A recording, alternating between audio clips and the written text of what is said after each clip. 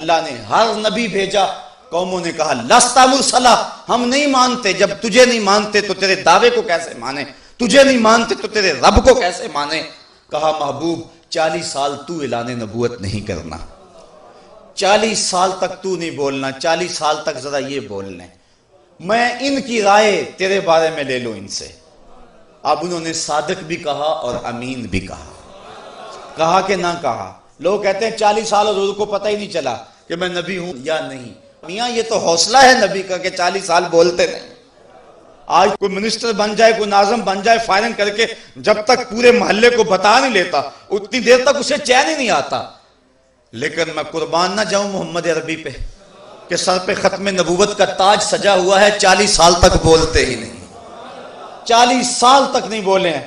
جبکہ فما کنت نبیا وآدم بین الروح والجسد، نبی تو میں اس وقت بھی تھا جب آدم علیہ السلام کا خمیر تیار ہو رہا تھا، لیکن 40 سال نہیں بولے ہیں۔ کیوں؟ اس لیے کہ اللہ کی ذات کو منوانا مقصود تھا۔ حضور بھی اگر ماں یا ہوش میں کہہ دیتے کہ ہاں میں اللہ کا نبی ہوں تو قوم کہتے لستا مسلم، تجھے بھی نہیں مانتے، بات ختم ہو جاتی۔ یہ تو نبوت کی آخری کڑی تھی، آخری گواہی تھی، اس کے بعد اس مقدمے کا فیصلہ ہونا تھا، اس کے بعد کوئی گنجائش باقی نہیں رہنی تھی۔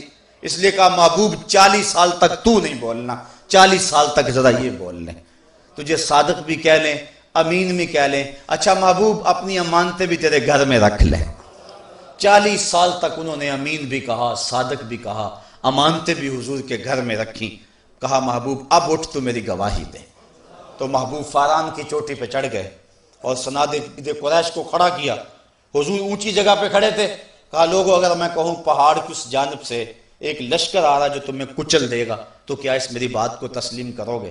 کیونکہ حضور ایسی جگہ پہ کھڑے تھے جہاں وہ قریش بھی نظر آتے تھے اور دوسری سمت بھی نظر آتی۔ صوفیہ فرماتے ہیں اس سے مراد حضور کا اشارہ اپنے مقام نبوت پہ تھا کہ میں نبوت کی اس اونچی مسند پہ کھڑا ہوں جہاں دنیا کو بھی دیکھتا ہوں، آخرت کو بھی دیکھتا ہوں۔ تمہاری نظر صرف ایک سمت ہے اور میں ادھر بھی دیکھتا ہوں۔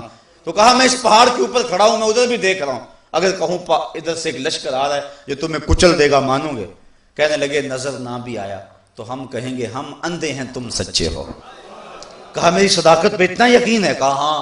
کہا پھر مان جاؤ اللہ ایک ہے اور میں اس کا رسول ہوں۔ اب انہوں نے کہا تبا لک ھنالک سائر الیوم لہذا جمعتنا، یہ ابو لہب نے کہا کہ صبح سے لے کر اس لیے جمع کیا تھا، تبا لک معاذ اللہ، یہ اس نے گالی دی تبا لک۔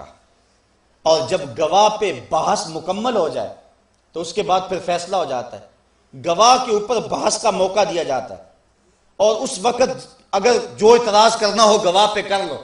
جب گواہ پہ بحث مکمل کر لی جائے اور وہ دے گواہی اور اب کوئی کہے ہم اس گواہ کو نہیں مانتے تو عدالت تو ہین لگاتی ہے، عدالت کہتے ہیں خبردار اب بولے تو۔ جب گواہ پہ بحث کا موقع دیا تو اس وقت کہاں گئے تھے؟ اب اگر کوئی بات کرے تو عدالت جھڑکتی ہے اور توہین عدالت لگتی ہے۔ تو 40 سال تک توحید کے اس گواہ پر بحث کا موقع دیا گیا تھا۔ اس وقت انہوں نے صادق کہا اور امین کہا، اور جب بات گواہی پہ آئی اور ابو لہب بولا تبا لک ھنالک سائر الیوم لہذا جمعتنا، تو اللہ نے توہین عدالت لگائی، خبردار آواز بند کر، منہ بند کر، تبت یدا ابی لہب وتب، تیرے دونوں ٹوٹ جائیں، تو پہلے کہاں گیا ہوا تھا؟ 40 سال تو صادق اور امین کہتا تھا اور آج کہتا ہے کہ نہیں مانتا۔ تو توہین عدالت لگی تو اللہ کی ذات پر پھر سب سے بڑی گواہی اس دنیا کے اوپر قائم ہوئی تو وہ مصطفیٰ جان رحمت کی ذات تھی۔